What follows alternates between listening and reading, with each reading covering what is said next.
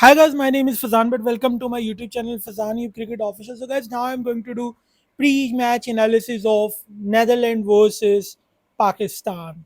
So guys, Pakistan से आप कुछ भी उम्मीद लगा सकते हैं. वैसे हम तो अभी अच्छी की उम्मीद ही लगाएंगे कि हमारी टीम जो है बॉस हमें निराश ना करे और अच्छी क्रिकेट खेले. बॉस मेरी इन लोगों से हाथ जोड़ के बाबर आजम एंड कंपनी से गुजारिश है, प्लीज़ बस इतनी सी है गुजारिश कि भाईजान हमें हमारी मिट्टी प्लीत ना करना, कल अपने पोटेंशियल पे खेलना. कोई ज़्यादा हमें थ्रिल दिखाने की ज़रूरत नहीं है, हमें कोई थ्रिलिंग मैच तुम लोगों से नहीं चाहिए. कल अच्छी आप क्रिकेट खेल लीजिए, बड़ी मेहरबानी बाबर आजम साहब. हाँ, मुझे बाबर आजम पे भैग है, बाबर आजम तो अच्छा करेगा ही, लेकिन कप्तानी प्लीज़ अच्छी करिएगा क्योंकि ये मुश्किल ग्राउंड्स हैं. तो यहाँ पे कप्तानी से बड़ा कुछ आप जो है ना इम्पैक्ट क्रिएट कर सकते हैं. जैसे टॉम लैदम ने अपनी कप्तानी से इम्पैक्ट किया, तो बॉस वो आप कह लो कि 20 to 30% या 35% या 40%, तो मैं कप्तान को कहूंगा कि उसने अपनी कप्तानी से गेम में न्यूजीलैंड को बना के रखा. तो इस तरह कल आपको भी खेलना है. अब नेदरलैंड है भाई, इसको प्लीज़ रिस्पेक्ट दीजिए कि ये वो वर्ल्ड कप आपके साथ खेल रहे हैं, लेकिन प्लीज़ उनके साथ ज़्यादा रिस्पेक्ट के साथ ना आ जाइएगा. कई बार पाकिस्तान हमें काफ़ी झटके देता है पाकिस्तान फैंस को. तो प्लीज़ वो हमें तो एक नासिर हुसैन साहब भी हैं, वो भी मैं बोलना नहीं चाहता, वो कुछ ऐसी ही बातें कर रहे हैं कि पाकिस्तान के मैच में इस मैच में ना कुछ गड़बड़ हो सकती है. वो कह रहे हैं कुछ तो गड़बड़ है, कुछ तो गड़बड़ है दया. वो इस तरह की बातें वो हमें डरा रहे हैं भाई. तो भाई प्लीज़ हमें इस तरह न डराएं, आपकी मेहरबानी. तो और मैं यही कहूँगा कि प्लीज़ आप ज़रा अच्छी क्रिकेट खेलिएगा क्योंकि हमें ज़रूरत है इस टाइम पे कि अपना हम अपने मोमेंटम लें पहले मैच के अंदर, तो हमें बहुत ज़रूरत है. अच्छा, नेदरलैंड के बड़ी मेरी माजरत है, इनके कप्तान साहब जो हैं, जो इनके विकेट कीपर कप्तान हैं, नोहा क्रोस. अब मैं इनके बारे में, इनकी टीम के बारे में मैं कल देखूंगा और कल मुझे मौका मिलेगा कि मैं इनकी ओडीआई टीम के देखूं कि इनकी स्किल्स क्या हैं और इनकी बॉलिंग क्या है, फिर उसके ऊपर हम कोई बात कर सकते हैं. अदरवाइज अभी तो मैं अंदाज़ा नहीं लगा सकता क्योंकि जहरी बात है, अच्छा नहीं लगता ये स्पिन क्रिकेट इन्फो के ऊपर जाऊँ, मैं एवरेज बताऊँ, स्टैट्स बताऊँ, बताऊँ ये बहुत अच्छा बल्लेबाज है, इसने यहाँ यहाँ ये स्कोर किया, ये बड़ा क्रूशल हो सकता है. अब वो तो सारी स्टैट्स के ऊपर बातें होती हैं, वो तो मज़ा नहीं आता उस तरह. एंड हम तो भाई क्रिकेट के फ़ैन हैं, जो देखते हैं वो बोलते हैं भाई. तो स्कॉटलैंड नीदरलैंड को मैं बड़ा बेस्ट ऑफ लक कहता हूँ. कल उनके लिए बड़ा ज़बरदस्त दिन होगा, एक्सपीरियंस वाला दिन होगा. और मैं दुआ करता हूँ कि आप एक्सपीरियंस लेके नीवी निवे होकर निकल जाएं और पाकिस्तान को जीतने दें कल का मैच. ठीक है ना? तो नासिर हुसैन साहब, काली बिल्ली बनने की ज़रूरत नहीं है, आप डराए ना हमें प्लीज़. आप ऐसी बातें ना करें. हम हम पूरे पाकिस्तानी आपसे बहुत मोहब्बत करते हैं क्योंकि आप बाबर आजम की तारीफ बहुत करते हैं. तो प्लीज़ ऐसी बातें ना किया करें. लेकिन चले अब पाकिस्तान की टीम के बारे में आ जाते हैं. अच्छा, प्लीज़ इसको कोई किस्म की यार समझिएगा ना कि मैं कोई नेदरलैंड को कोई छोटी टीम कह रहा हूँ इसलिए उनको डिस्कस नहीं कर रहा या उनको इस तरह की कोई बात नहीं, ऐसी बात नहीं है. असल में मैं कल नेदरलैंड को देखना चाहता हूँ कि ये कल ओडीआई में कैसा खेलते हैं. लास्ट टाइम मैंने इनको T20 में देखा था, तो इनके एक बैटर हैं जो कि मुझे अच्छे लगे थे, मैक्स ओ डॉड नाम है इनका, डाउ मैक्स मैक्स ओ DOW, पता नहीं क्या है प्रोनाउंसिएशन, पता नहीं है. मैक्स डॉड नाम है इनका, तो वो बड़ा अच्छा खेले थे और इन्होंने बड़ा इंप्रेस मुझे किया था मैक्सो ने, और बड़ा अच्छा खेले थे. ये राइट हैंडर बैट्समैन है गालिबन. तो अब मैं अंदाजे नहीं लगा सकता कि ये ओडीआई में कैसा खेलेंगे और ये वो, तो मैंने इनको देखा नहीं, जिस वजह से मैं आपको इनके ऊपर अपना एनालिसिस नहीं कर रहा. अभी मैं पाकिस्तान की ही मैच के ऊपर एनालिसिस करना चाहता हूँ कि पाकिस्तान कल कौन सा प्लेइंग 11 खिलाने लगा है. ये अब देखें ना, playing 11 is available on the internet, on an internet ना. अब मैं आराम से जाऊँ नेदरलैंड का स्क्वाड देखूँ ये प्लेइंग 11 है, मैं आपको प्लेइंग 11 पढ़ के सुना दूँ, तो वो आपके साथ भी अनफेयर होगा. तो आप यहाँ पे एनालिसिस सुनने आए हुए हैं, तो बहुत ज़रूरी नहीं, मैं आपके साथ फेयर होने की कोशिश कर रहा हूँ, इसलिए मैं ये बता नहीं रहा, वरना सब कुछ अवेलेबल है इंटरनेट के ऊपर कि कल क्या प्लेइंग 11 नेदरलैंड खिलाएगा, वो सब कुछ अवेलेबल है. पर मुझे बुरा लग रहा है कि अगर मैं आपसे करूंगा तो अनफेयर है. अब आ जाइए पाकिस्तान की कल की प्लेइंग 11 पे क्या होनी चाहिए भाई. भाई बाबर आजम साहब, मेहरबानी आपकी, सर, बड़ी मेहरबानी, करम नवाजिश के कुछ गलतियां ना करिएगा.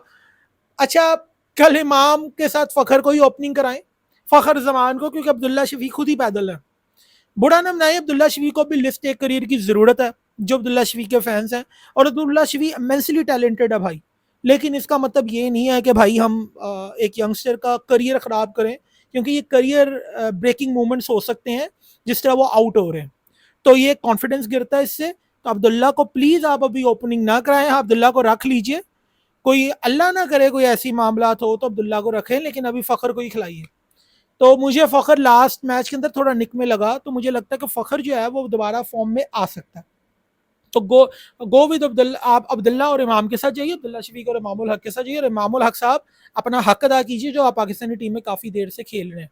सो प्लीज़ ऐसी काम ना कीजिए और इन चीज़ों से इज्तनाब कीजिए। जो आप शॉट्स खेल के आउट हो रहे हैं उसी लेंस उसी एंगल से आपको आउट कर रहे हो, तो प्लीज़ ज़रा ऑफ साइड की बॉल को छोड़ दीजिए करे। एक लेफ्ट राइट हैंडर बॉलर आपको एंगल बना के आउट कर रहा है, तो आप उसी एंगल से बार बार आउट ना होए ना जी। तो अपने आप को प्लीज़ ज़रा करेक्ट कीजिए, इस मामले में मिस्टेक्स को ठीक कीजिए।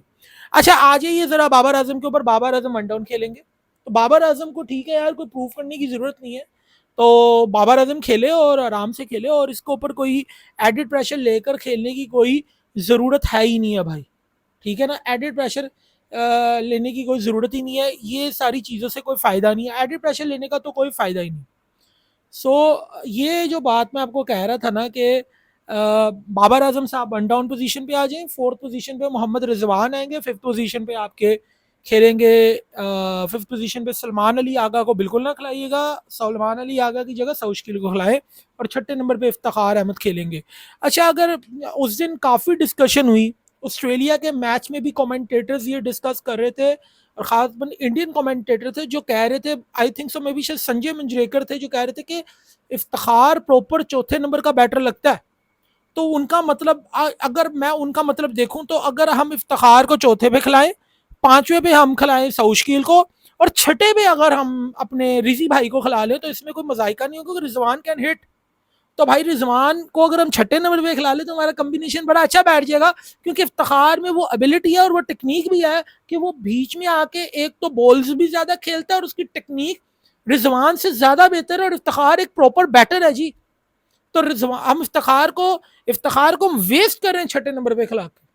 बहरहाल, लेकिन ये जो बैटिंग ऑर्डर, ये तो मेरी ख्वाहिश हो सकती है, या कुछ कमेंटेटर्स की, या संजय मंजरेकर साहब, या बहुत सारे लोग जो कि क्रिकेट के बारे में बात करते हैं, सोचते हैं, उसको जीते हैं, तो वो ये कहेंगे कि भाई ये होना चाहिए। लेकिन मुझे कल मैं आपको बता दूं, रिजवान चौथे पे खेलेंगे, जो बाबर आजम की प्लेइंग 11 उसमें पांचवें पे खेलेंगे भाई सऊद शकील। अगर वो सऊद शकील को खिला लें तो बड़ी मेहरबानी, वैसे सलमान अली आगा को कहीं खिला के वो कहीं भी दोस्ती तो नहीं कहूँगा, लेकिन अपनी चवाई, यानी कि आप कह लो कि अपने, यानी कि एक अपनी जिद का कहीं सबूत ना दे दें, तो पांचवें नंबर पे मैं कहता हूँ बाबर आजम को चाहिए कि वो सऊद शकील को खिलाए, लेकिन साउथ स्लैश सलमान अली आगा ही समझिए। लेकिन मैं सलमान अली आगा को वोट दूंगा, सऊद शकील को वोट दूंगा, ना ना ना ना भाई, कैसे कैसे बात कर रहा हूँ मैं, सलमान अली आगा नहीं, सऊद शकील। और सलमान अली आगा को बाबर खिलाना चाहेंगे, अगर टीम मैनेजमेंट जाए, लेकिन उम्मीद है कि इंसी भाई जा चुके हैं, तो शायद सऊद शकील ही पांचवें नंबर पे हमें खेलता हुआ नजर आए, और छठे पे इफ्तिखार अहमद। अब सातवें पे नंबर आ जाइए, सातवां नंबर क्या खेलेगा? देखें यार, मेरी प्लेइंग 11 में तो शादाब खान नहीं खेलते, माजरत के साथ। मैं सातवें पे मोहम्मद नवाज को देखता हूँ, आठवें पे मैं उसामा मीर को देखता हूँ, और नौवां 10वां 11वां मैं, जहरी बात है, Shaheen Hasan and I will go with Haris Rauf. 3 fast bowler, 2 spinner और 2 पार्ट टाइमर्स, जो कि मैंने ऑस्ट्रेलिया की और इंग्लैंड की टीम में भी सोचा था कि यही हो, क्योंकि पिच इस तरह की है भाई, ये भी पिच उसी तरह की है जो राजीव गांधी स्टेडियम वाली पिच है। ये राजीव गांधी स्टेडियम पिच पे ही मैच होना है। हाँ जी, राजीव गांधी इंटर स्टेडियम पे मैच होना, और इसका मैंने 100 बार स्टैट्स बता चुका हूँ यार, मैं क्या बताऊँ आपको। राजीव गांधी इंटरनेशनल स्टेडियम के अंदर, यहाँ पे भाईजान, इस वेन्यू के अंदर, ये वेन्यू उसी तरह का वेन्यू है जिस तरह का वेन्यू भाई, इसी तरह की पिच है, मोर स्लो पिच है। यहाँ यहाँ बॉल जो है वो स्लो आता है, बल्कि यहाँ पे कोई सीम शीम का चक्कर नहीं है भाई, इतनी ज्यादा सीम बॉलिंग यहाँ पे नहीं होती, इतनी ज्यादा कोई ज्यादातर ऐसी डीमंस नहीं है पिच के अंदर के आप बोलो हाँ। शुरू में आपको जैसे नया बॉल आता है, आपको खेलना पड़ता है, जिस तरह खेलना पड़ता है उसी तरह ही आप खेलते, तो ऐसी तो कोई बात नहीं है बहरहाल। तो कोई नई चीज हो, तो भाई उस लिहाज से अगर मैं देखूं, तो मेरे ख्याल से 3 फास्ट बॉलर, और I will with go 2 spinners, और आपके पास स्पिनर ज्यादा होने चाहिए, क्योंकि मुझे लगता है स्पिनर ज्यादा विकेट लेगा बनस्बतन फास्ट बॉलर के, इन पिचेस के ऊपर ज्यादा एफिशिएंट इफेक्टिव स्पिनर है, कि जो अच्छी, आप कह लो कि टाइट टाइट बॉलिंग भी कर सकता है, स्पिनर चाहे तो भाई यहाँ पे स्कोर को ब्रेक भी लगा सकता है, जैसे आज हमने न्यूजीलैंड के मैच में देखा। हालांकि वो नरेंद्र मोदी स्टेडियम था, पर ये काफी मुझे सिमिलर लगे, बल्कि ये ज्यादा बैटिंग पिच नजर आती है, लेकिन यहाँ फिर भी स्पिनर की मुझे लगता है कि रेशियो ज्यादा अच्छी है विकेट लेने की in comparison to fast bowler. अच्छा, यहाँ पे ये तो हमने अपनी टीम बता दी, लेकिन मुझे लगता है कि Babar Azam will go with Shadab Khan. तो आप 6 तो हमारे वही हैं, फिक्स हैं, ठीक है ना, वो तो आपको बता दिए। 7वें पे मुझे लग रहा है इमाम, फखर, बाबर, रिजवान, सऊशकील, इफ्तिखार, ये 6 हमारे फिक्स है। 7वें पे मुझे लगता है कि अगर बाबर चाहें तो वो शायद शदाब को खिला दे, और मुझे लग रहा है कि शदाब और कहीं उसामा मीर में नहीं होना चाहिए। मुझे लगता है ये नवाज को खिलाएंगे, शदाब और उसामा मीर को बिठा के शायद शदाब को खिला दे, ये भी ये कर सकते हैं। लेकिन मैं चाहूंगा कि ये फिर उस सिनेरियो में जब शताब को खिलाना जरूरी है तो फिर नवाज को आप बिठाएं और शदाब और उसामा मीर के साथ जाएं। हालांकि उस वक्त नवाज को मैं बिठाना नहीं चाहता, जिस तरह वो लेफ्ट आर्म स्पिनर का एक एंगल आता है, तो मैं तो नवाज को खेलता हुआ देखना चाहता हूँ। लेकिन मुझे लग रहा है कि कल कहीं शदाब को खिलाने के चक्कर में नवाज या उसामा मीर के साथ कोई छेड़खानी ना हो। बहरहाल कल हर हालत में 2 स्पिनर ही खेलने चाहिए, चाहे आप शदाब को खिलाएं, शदाब को बिठा के नवाज को खिलाएं, या नवाज उसामा मीर के साथ जाएं, या शदाब और उसामा मीर के साथ चल जाएं, या शदाब और नवाज के साथ चल जाएं। ये आपको 2 स्पिनर और 3 फास्ट बॉलर्स का कॉम्बिनेशन बनाकर मैंने आपको बता दिया। क्योंकि मैं ये इसलिए कह रहा हूँ कि भाई मिकी आर्थर ने शदाब के ऊपर काफ़ी कॉन्फिडेंस जताया। अभी तो उनकी प्रेस कॉन्फ्रेंस में उन्होंने बड़ा बड़ा कुछ इंडिकेशंस दी हैं, जिस वजह से मुझे डर है कि शदाब कल खेल जाएंगे। हालांकि हमें उनके कॉन्फिडेंस को शैटर नहीं करना चाहिए, पर हम वी आर यानी कि we are the champion in this field, कि हम अपने लोगों के कॉन्फिडेंस को खुद ही शैटर करते हैं। हम ये समझते ही नहीं कि भाई बाहर बैठाने से भी एक प्लेयर के अंदर भूख पैदा होती है, हंगर पैदा होती है, हम इस बात को समझते ही नहीं है भाई। बहरहाल कल मैं देखना चाहूंगा नेदरलैंड कैसे आता है। नेदरलैंड के भी प्लेयर्स को देखने का कल मौका मिलेगा, हम उनको देखेंगे। हम देखेंगे स्कॉट एडवर्ड कैसा खेलते हैं, कैसी उनकी क्या अप्रोच है, तो ये हम सब देखेंगे ना कल। कल हम यही देखने तो बैठे हैं, हम वेले तो हैं, हम मतलब वेले नहीं कहना चाहिए था, मैंने सीधा ही वेला कह दिया अपने आप को। मेरा कहने का मकसद है कि हमारा काम क्या है यार क्रिकेट के ऊपर बात करने के अलावा, तो हम ये काम हम बड़े शौक से करते हैं भाई, ऐसी बात नहीं है, हम दूसरे काम भी करते हैं, अल्हम्दुलिल्लाह दूसरा काम है। इसलिए आपको लेट ज़रा वीडियो इसलिए आती है कि हम अलग अपना बिजनेस वगैरह भी करता हूँ, काम भी करता हूँ, तो साथ ये अपना एक शौक है जिसको स्टार्ट किया हुआ है। लेकिन कहीं ये ना समझिएगा ना कि वाकई वेले हैं। लेकिन बहरहाल आपसे ये कहूँगा कि अपने अब जाते जाते एक गुजारिश है, इतनी सी गुजारिश है कि भाई चैनल को सब्सक्राइब कर दीजिए, शेयर कीजिए, लाइक कीजिए, बेल आइकन के बटन को प्रेस कर दीजिए, ताकि आपको आने वाली वीडियोस की अपडेट मिलती रहे। So guys, thank you very much और अपना ख्याल रखें।